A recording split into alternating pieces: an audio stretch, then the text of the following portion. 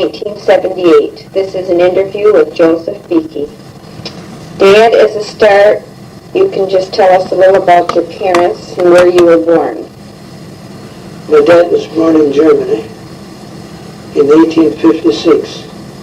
Moved to Ohio at the age of 7. Moved to Michigan at the age of 20. Mother was born in New York State. Moved to Michigan about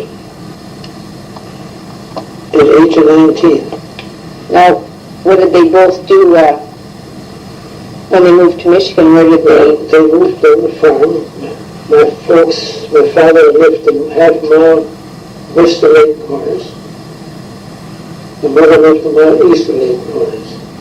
Who is she? Catherine Snyder. My father's name was Adolf Beakey, you got that? And then how old were they, what year did they get married? 1886. And then you were the oldest? I was the oldest, and I was born in November 1887. How many more are there in the family? There was 5 of us altogether, 5 children. I was the oldest. And what did you do there on the farm? Was there any... Well, we didn't do nothing on the farm much. We didn't farm, but I was when we was kids. My father worked in an implement store, sold implements and hardware, and we rented the farm out at that time. But he did own the farm. We owned the farm, owned 40 acres. And went to school, Catholic school, north, south of Lake Corners. I had the age. At age, how old were you when you went to school? 7. 7? And I went to school till I was 15.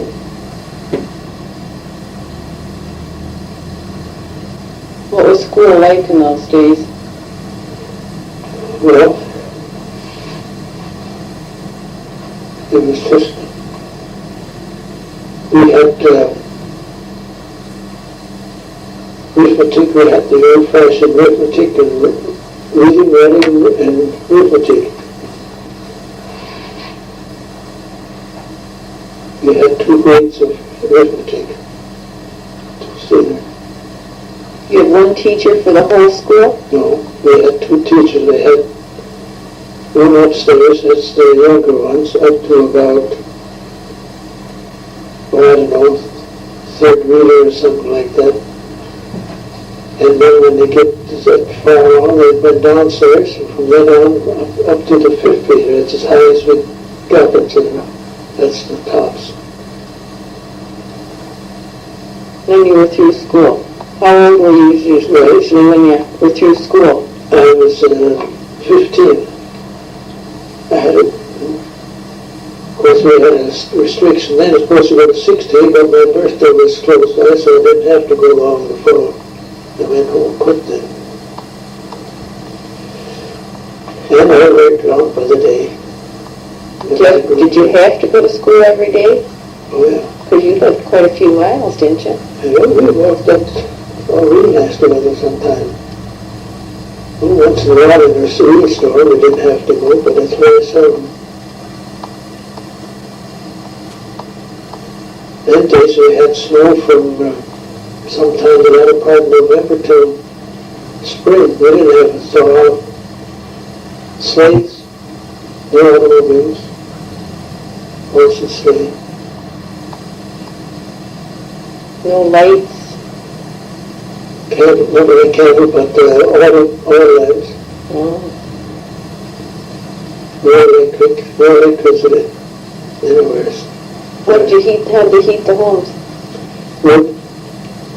Wood stoves. Everything? Schools too? School was had with wood stoves, yeah. We had a great big tall stove in the center of the building, and kept fire in it.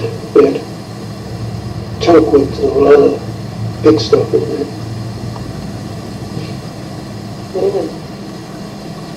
It'd be cold.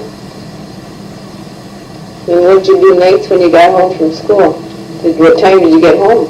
Well, that days we had to go to school at 4 o'clock. We got home, see, we had 2 miles and a half, that's a good hour.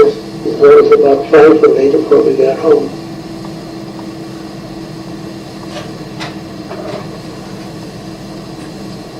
And what'd you do? Well, went out and milked the cows and fed the pigs and went to the house. Wasn't an entertainment of any kind, but tell them to make yourself, playing cards maybe or something like kids would.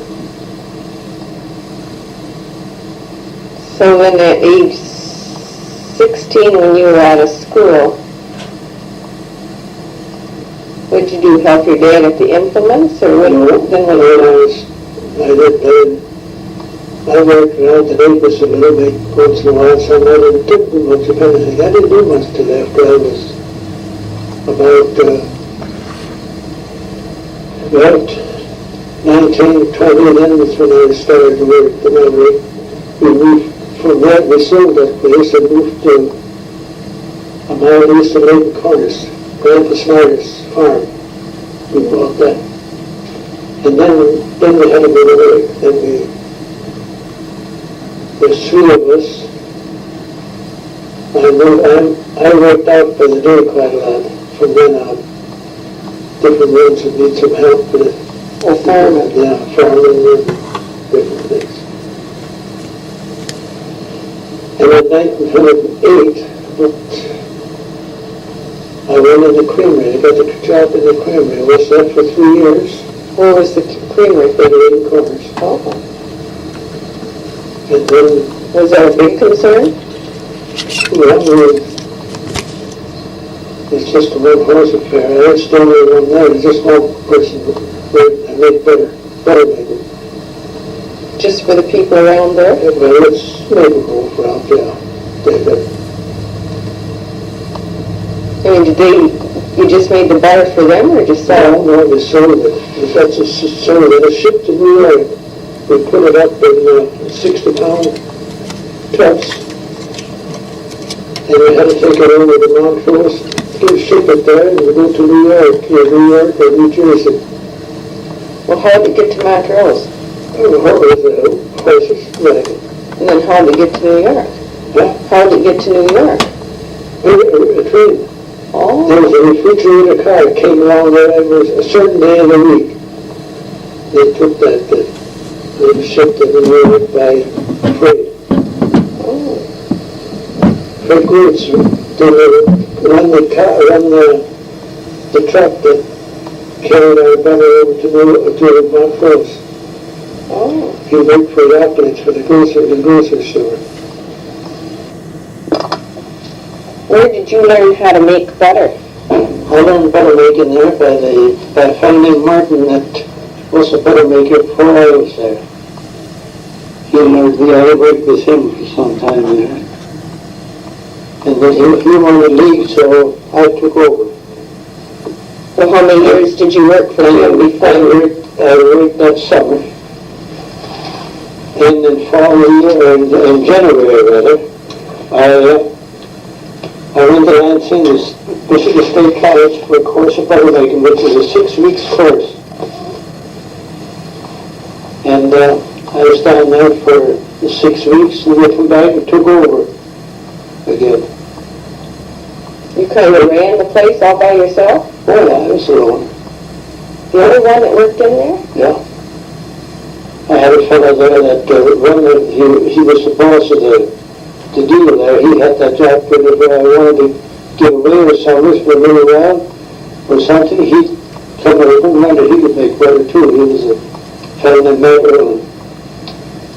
He was my boss there, but he didn't make any butter. He was the president of the company. Mm. But all the farmers, they just brought in their milk? They had about 6 different wagons that hauled milk in from the farmers. Go out and pick it up and hauled in there, and then we'd separate it, and get the cream, and go to work, and we had of course, ripen, as they called it, age it for a day or so you warm it up, and then cool it off again. And then the next day we made butter out of it. Took the cream in, one day and made butter the next. Yeah, what kind of hours did you put in? Not too much, it wasn't so much. It started out, well, I used to always get down there about 6 o'clock in the morning, get fired up. I had a big boiler there to fire up in order to heat everything. And the wagons started coming there about 9 o'clock. From 9 to 11, the wagons had come in, we unload them, and then in the afternoon I had to go around there and warm it all up first to a certain temperature, and then when it's all mixed together, go to work and cool it down to temperature like keep overnight. Put ice around it, ice into it. And the next morning, it's just ready to churn. It's kind of something. The butter factory was, well, I don't know, I used to put out about maybe between 200 and 300 pounds of butter a day. I don't know what it was. So them 60-pound tubs, that hold 60 pounds, 60, 120, 240. Yeah. About five tubs of butter I used to make a day at that time. Huh. You worked there how many years? Worked there 3 years. Worked there put there 4 years. I worked there just off and on before Simon there. But this butter maker wanted to leave, so he got me to make butter, and he left. And I ran it for 3 years. So you said you went to college, huh? Yeah, I went. Sure. Yeah, I went to college. Didn't get kicked out either. So then, from there, where'd you go? After I come to Chesaning, I had my application in Chesaning Harbor Company. I didn't make the butter mill because it's too wet, it's damp there. So I got a chance to come to Chesaning. That was in 1911, April 1st, 1911. Been here ever since. You worked at the hardware company. Yeah. Worked in the hardware store and delivery and everything. We had machinery and all kinds of stuff.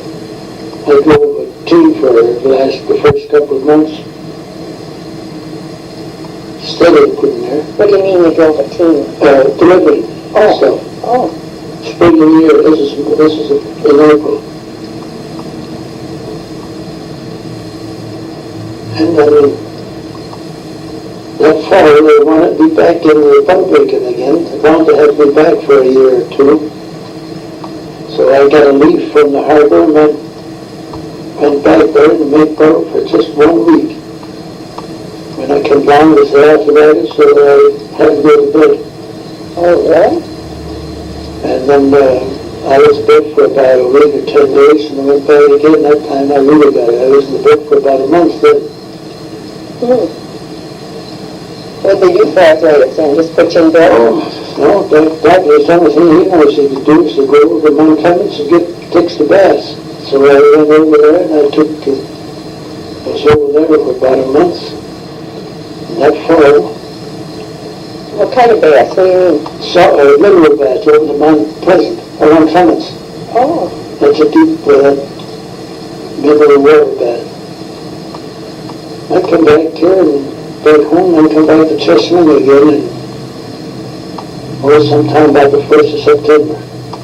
Was there quite a change living in Chesaning from the farm? Oh no, I kind of liked it anyway. I wanted to get out of the farm. the Chesaning, was that more advanced though, or what? Well, this was, Did we have lights and stuff in Chesaning? yeah, we had lights, we had street lights, some. Not very large, you couldn't see much of them, but there were street lights. Bulbs hanging, and all they have them hanging in the street down the line, like you used to have one out on the corner here. Is that where you met Mother? That's her and Maple Grove when I was making butter. Oh, She came out there and she worked for John Aplin one summer.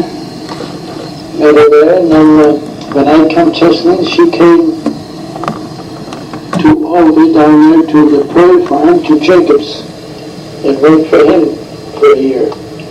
you mean at his house? At his house, yeah. And that fall, the Gus Sutter hired her, Emma Sutter, Eva Sutter, and Emma Renstick. For in the hotel, they helped for the hotel. They all came out here then. Oh, what kind of work she do in the hotel? Well, it's, Mother was she was the dining room. Where she worked in the dining room, her and Emma. Eva worked in the kitchen, and Emma Renstick was the chambermaid. She worked upstairs. Were you dating her when she was working for this Jacobs in Albany? Yeah. How did you get out there? Horse and buggy? Yeah, we used to hire a horse and buggy.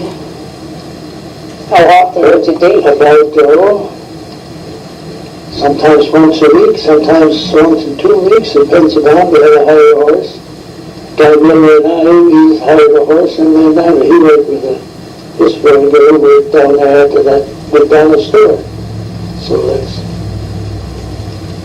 we went down there, and then that fall, so this super hired her, then and she was in town ever since then. So then, when did you get married? What was the date? In 1912, next year.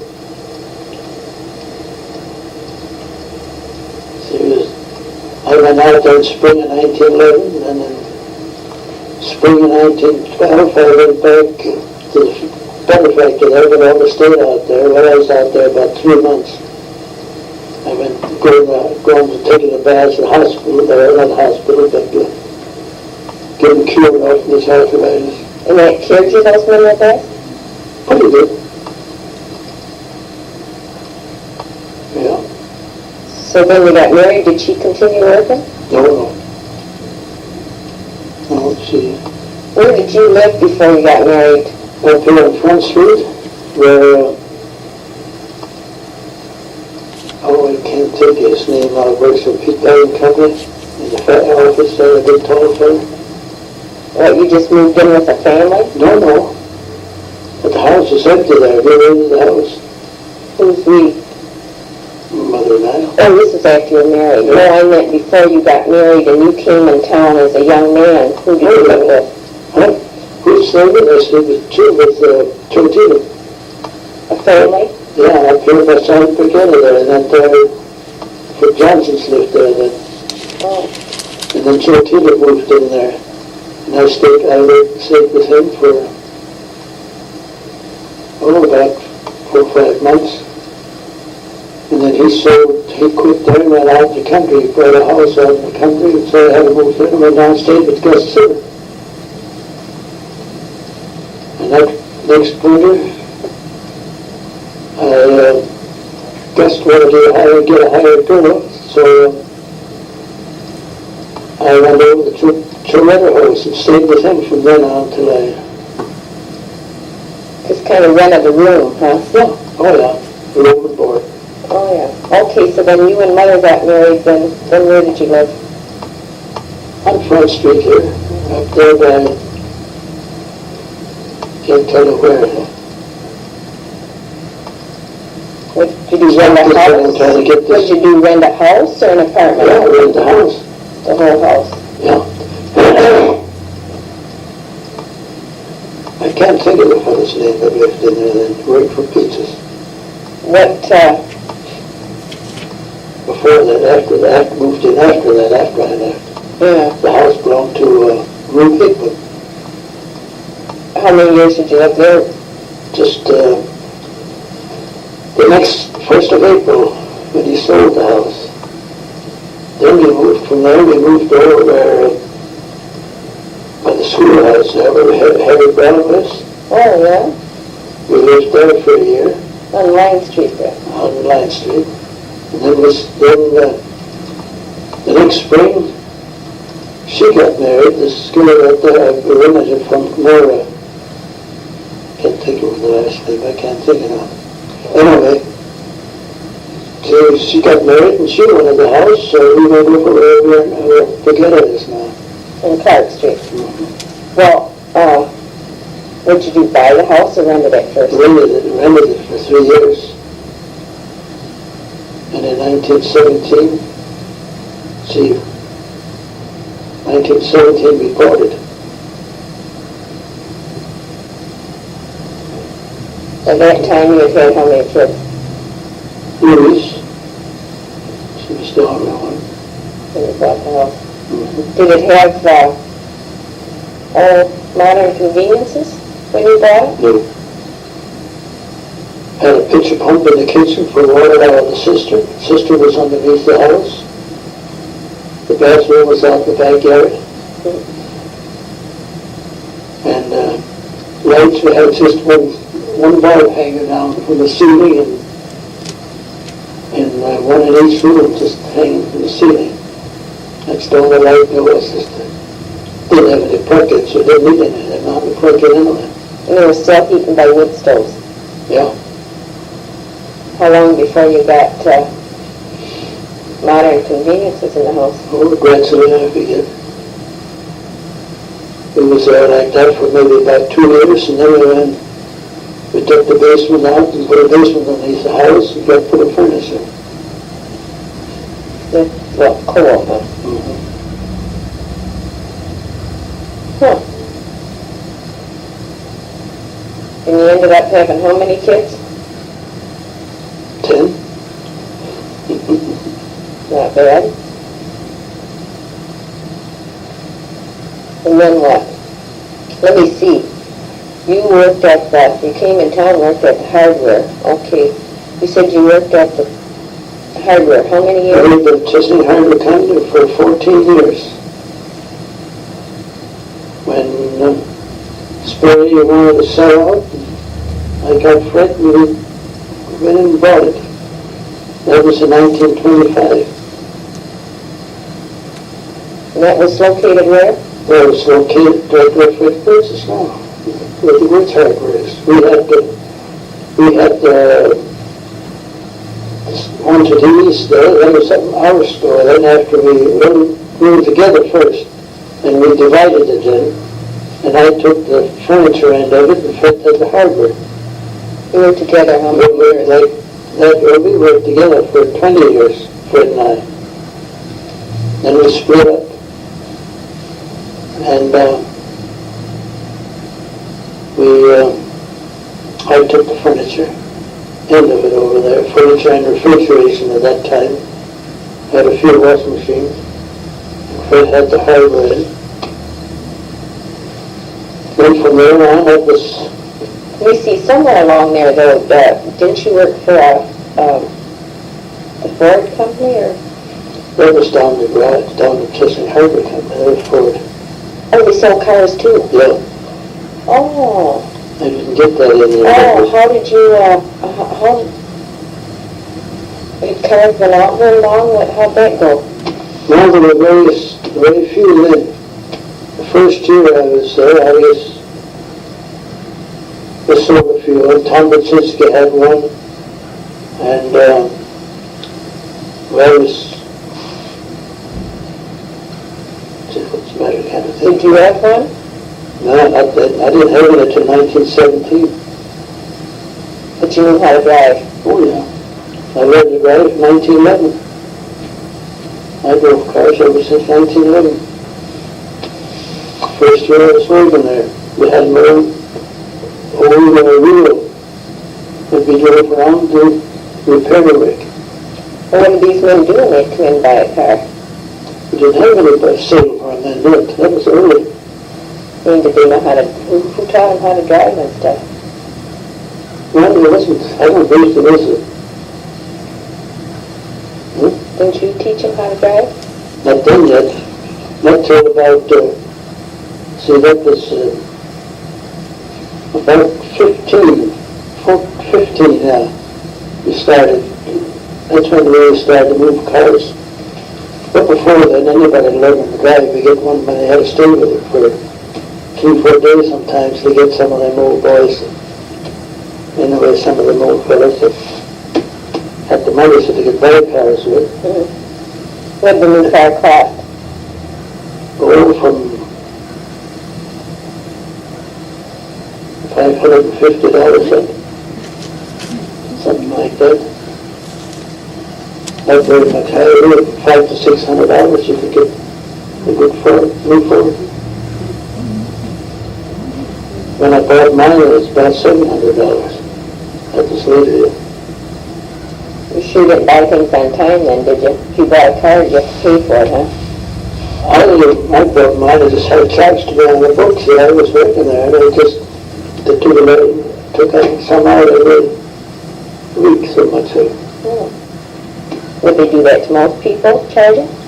No, this was just, I was working there,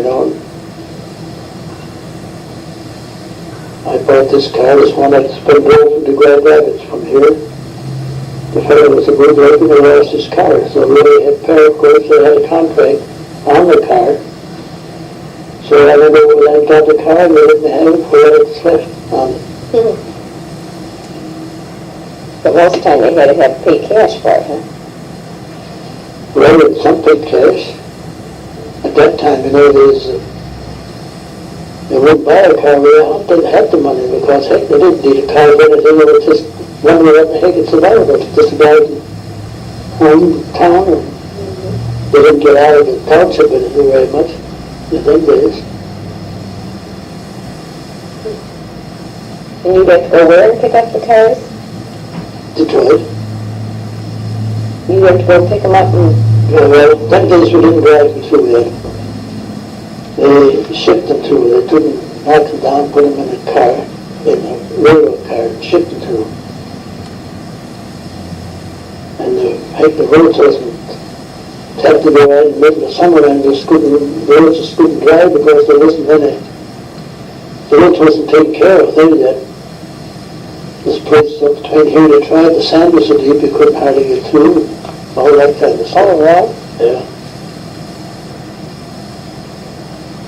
Hmm. We had to push each other out more than once while I was driving through. So there was at least two go down right after cars. You get in some of that darn sand and it was really up out through Pontiac through there. The largest country, huh? Yeah. No pavement. Did you have a bank? Did you have a bank in Chesaning? Yeah, we had the Chesaning State Bank, that was there. That was the first bank here in town. And And then a little while later was the one started National Bank, that was the one where Clarence Shaver was cashier of. That ran a while. But Campbell started the bank, there were two down there.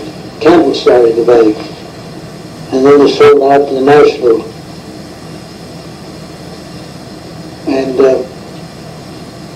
And then later on, Cornell started a bank across the road there. They had all kinds of banks. You mean you had three at one time? Yeah. Holy Moses, how many stores were in town for 3 banks? Well, I noticed.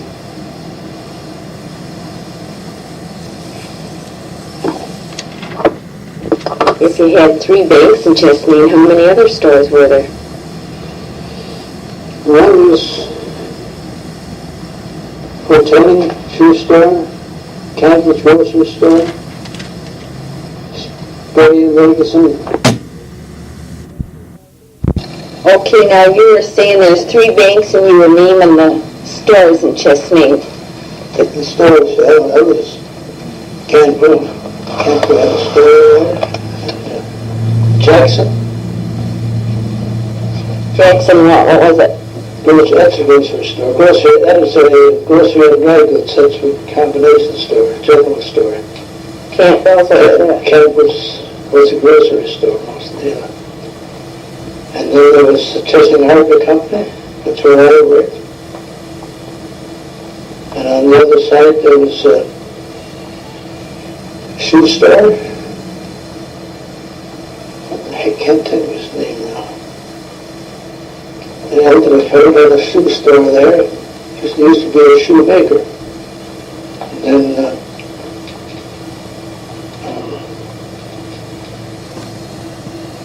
Charlie Chandler grocery store. And on the other corner was Johnson with a grocery store, grocery and dry goods. And then was Bacon's shoe store. 2 shoe stores even, huh?